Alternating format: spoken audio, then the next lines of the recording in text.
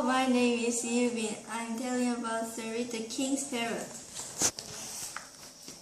Once upon a time, there was a rich king who kept a lot of pets. He had lots of pets in his palace. He had lots of pets in his garden. The king especially liked birds. He had a very beautiful parrot. It was red and green and blue and yellow. The parrot also had an extraordinarily thick curved beak.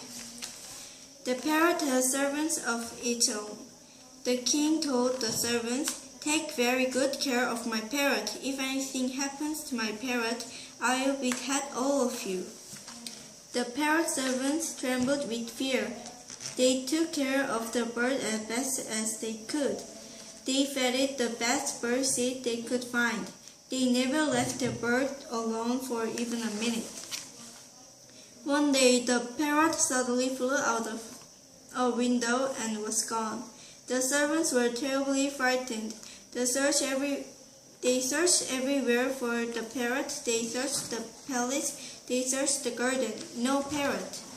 Finally, the servants had to tell the king that the parrot was gone. He was very angry. He yelled, "I won't be happy yet. Find that parrot. Go out into the fields.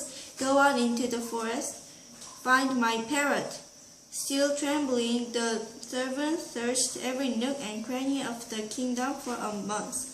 They did not find the parrot. The servants went back to the king.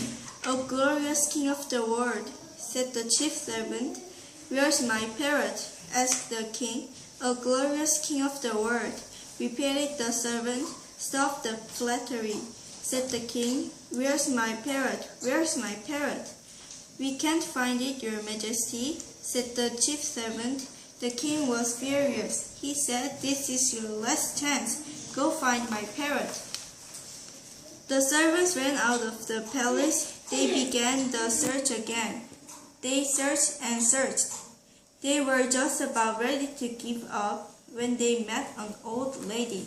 The old lady was feeding a parrot. It was the parrot they were looking for. Something was wrong though. The parrot's beak was bleeding. It had been cut. Surprisingly enough, the parrot was enjoying his food. Still, the servants were worried. "If we return with this bleeding bird, the king will behead us," they cried. They decided to take the old lady with them before the king. The chief servant bowed to the old lady. "Come, madam. Come to the palace with us." They all walked back to the palace. When they got there, the chief guard announced them. "The parrot and its servants are back," announced the guard. "Bring them in," said the king.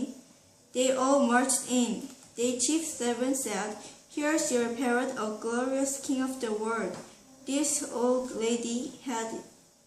"But look," cried the king, "its beak is bleeding. What's wrong with it? What have you done to my parrot?"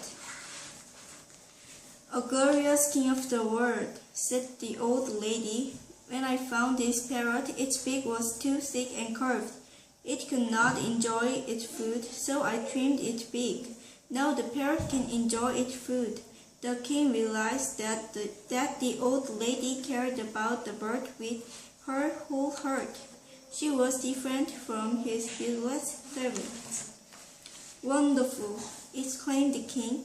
"I appoint you royal keeper of the parrot. You will live here at the palace forever, and I shall pay you huge amounts of money every month." "Please," said the old lady, "don't cut off the servants' heads." They tried hard, and they did find the parrot.